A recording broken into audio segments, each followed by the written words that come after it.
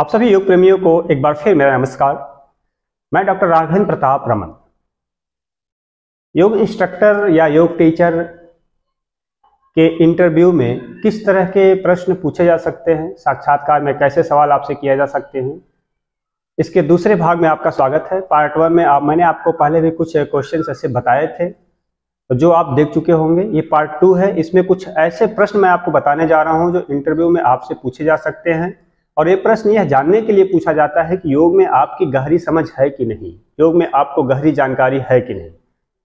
पिछले पार्ट में जो मैंने प्रश्न पूछे थे उसमें यह था कि योग की परिभाषा क्या है, आपने कोर्स कौन सा किया है, आपने अनुभव कहाँ से लिया है, सूर्य नमस्कार के बारे में, ऐसे हल्के फुल्के सवाल थे। लेकिन इस वीडियो में आप जो जानेंगे वो ऐसे महत्वपूर्ण प्रश्न होंगे जिससे यह पता लगाया जाएगा कि वास्तव में आपने योग को गंभीरता से पढ़ा है कि नहीं, योग के अभ्यास के बारे में आपको जानकारी है कि नहीं। तो इन्हीं सवालों को आज जानेंगे। और इसके पहले अगर आप पहले का वीडियो देखना चाहते हैं तो नीचे डिस्क्रिप्शन में देख सकते हैं, जिसको मैंने पार्ट 1 कहा है, क्योंकि उसको जाने बिना इसको आप देखते हैं तो थोड़ा अधूरा सा लगेगा, आपको पूरी जानकारी नहीं होगी, इसलिए पहले वाला वीडियो भी देख लें। आपसे एक बात और कहना चाहूंगा कि अगर अभी तक आपने चैनल को सब्सक्राइब नहीं किया, आप नए हैं तो चैनल को सब्सक्राइब कर लें, दूसरों को भी इस तरह की वीडियो शेयर करें जिससे और लोगों की भी योग के प्रति समझ बढ़े। तो आपसे कौन से सवाल किए जा सकते हैं? यह सवाल हो सकता है षटकर्म के बारे में। षटकर्म योग का एक महत्वपूर्ण भाग है जिसमें 6 कर्म शरीर की शुद्धि के लिए कराए जाते हैं: धोती, वस्ती, नेति, नौली, त्राटक, कपाल, भाती। इसके बारे में भी आप जानें। आपसे पूछा जा सकता है कि धोती क्या है, वस्ती क्या है, नौली कैसे करते हैं, त्राटक या कपाल भाती करने का तरीका क्या है।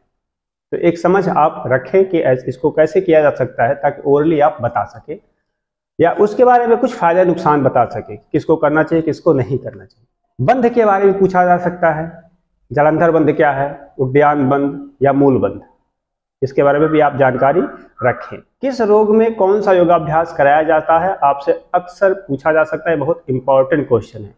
आपसे पूछा जा सकता है कि अगर किसी व्यक्ति को हाई ब्लड प्रेशर है तो कौन कौन सा आसन या प्राणायाम कराएंगे, किसी को डायबिटीज है तो उनके लिए सबसे अच्छा आसन कौन सा होगा, प्राणायाम कौन सा होगा, किसी को नींद नहीं आ रही, डिप्रेशन हो तो उनको आप क्या कराएंगे। क्योंकि आप अगर योग इंस्ट्रक्टर बनने जा रहे हैं हेल्थ एंड वेलनेस सेंटर पे, तो आपको इतनी जानकारी होनी चाहिए।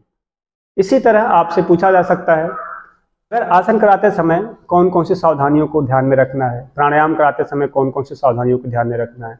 प्राणायाम के बारे में पूछा जा सकता है कि कुंभक, रेचक, पूरक क्या है। ये तो है बहुत आसान सा सवाल कि कुंभक, रेचक, पूरक क्या है, लेकिन जिन्होंने अभ्यास नहीं किया है, जिन्होंने ऐसे ही सर्टिफिकेट ले लिया है, उन साथियों के लिए दिक्कत हो सकती है। इसलिए आप इस थ्योरी पोर्शन को बिल्कुल सही ढंग से तैयार करें। आपसे योग ग्रंथों के बारे में पूछा जा सकता है, योग की पुस्तकों के बारे में, कि योग के कुछ ग्रंथों के नाम बताइए, कुछ पुस्तकों के नाम बताइए जिनसे योग लोग अक्सर पढ़ते हैं। तो आपको कुछ जो प्रसिद्ध पुस्तकें हैं जैसे पतंजलि योग सूत्र, हठ योग प्रदीपिका, घृण्य संहिता, योग वशिष्ठ, इन सब पुस्तकों को आपको बताना चाहिए, आपको बताना होगा, तभी पता चलेगा कि आपने कुछ पुस्तकों का अध्ययन किया, नहीं तो पता नहीं चल पाएगा आपने पढ़ा क्या है, कहाँ से पढ़ा है। या पूछा जा सकता है कि स्वामी स्वात्माराम योगी के द्वारा लिखित पुस्तक कौन सी है, या महर्षि घृण्य ने किस योग ग्रंथ को लिखा है। यह आप तभी बता पाएंगे जब आप पढ़े होंगे, तो इसकी जानकारी भी जरूर रखें। एक बात और आपको ध्यान में रखना है, आपसे मंत्र पूछा जा सकता है, क्योंकि जनरली जब हम योगाभ्यास कराते हैं या आप किए होंगे तो योग के अभ्यास के शुरू में और आखिर में कुछ मंत्र बोलते हैं हम लोग। कल्याण मंत्र बोलते हैं, सर्वे भवन्तु सुखिनः, या शुरुआत में हम गायत्री मंत्र बोलते हैं। वैसे मंत्र तो अपनी धार्मिक श्रद्धा और विश्वास के अनुसार लोग करते हैं, और करना अनिवार्य भी नहीं है, लेकिन मंत्र इसलिए कराया जाता है ताकि मन एकाग्र हो सके हमारे अभ्यास में। तो इसलिए पूछा जा सकता है कि शांति पाठ क्या है, या कल्याण मंत्र जरा आप बोलकर बताइए। योग दिवस आता है तो हम संगच्छध्वम संवदध्वम बोलते हैं, आपको पता होना चाहिए क्योंकि पूछा जा सकता है। अगला जो महत्वपूर्ण पॉइंट है जो इंटरव्यू देते समय आपको ध्यान में रखना है, और आपका ड्रेस, यानी ड्रेसिंग सेंस क्या है आपका। यह इसलिए आवश्यक है जानना क्योंकि जब आप किसी वैसे जॉब के लिए जाते हैं जो क्लरिकल जॉब हो या फिर ऑफिशियल जॉब हो, तो वहां पे चल सकता है पैंट शर्ट चल सकता है, साड़ी चल सकती है, बल्कि वहां ऐसा बोला जाता है कि आप यही पहन के आइए। लेकिन अगर आप योग इंस्ट्रक्टर के लिए जा रहे हैं इंटरव्यू देने, तो सबसे जरूरी है आपके लिए कि आप ऐसा ड्रेस पहन के जाएं जिस ड्रेस में आप अभ्यास कर सके, इंटरव्यूअर के सामने जो इंटरव्यू ले रहे हैं। क्योंकि अक्सर मैंने देखा है कि अभ्यास करने के लिए लोग बोल देते हैं, यह जांचने के लिए, देखने के लिए आप अभ्यास कर पाते कि नहीं। आपसे कहा जा सकता है कि आप जरा सूर्य नमस्कार के स्टेप करके दिखा दीजिए या सर्वांगासन करके दिखा दीजिए। कई बार ऐसे भी कर सकते हैं कि आप अपना फेवरेट आसन करके दिखा दीजिए। तो ड्रेस आपका ऐसा ही हो, जो बहनें हैं सलवार सूट में जाएं या ट्रैक सूट में जाएं, और भाई भी ट्रैक सूट में जाएं या कुर्ते पजामे में जाएं तो कर सकेंगे, क्योंकि ऐसा पूछा जाता है और मैं भी ऐसे लोगों से बोलता भी हूं, क्योंकि इससे पता चलता है कि लोग अभ्यास किए हैं कि नहीं। बहुत से लोग थियरी में बता देंगे ऐसे ऐसे करते हैं, लेकिन वास्तव में अभ्यास अगर आप किए हैं तो आप देखने से हम लोग पता कर लेते हैं कि कौन रेगुलर प्रैक्टिशनर है कौन नहीं है।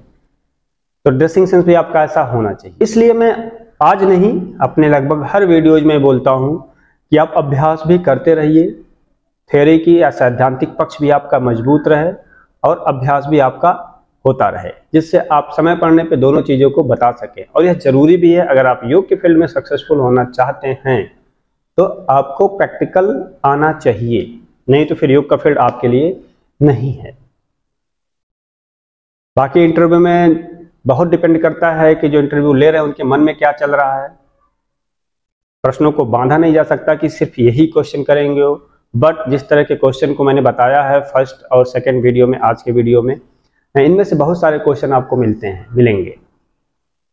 और भी आपके मन में कोई अगर प्रश्न हो जो आप नहीं जानना चाहते हो तो कमेंट सेक्शन में लिखकर पूछ सकते हैं।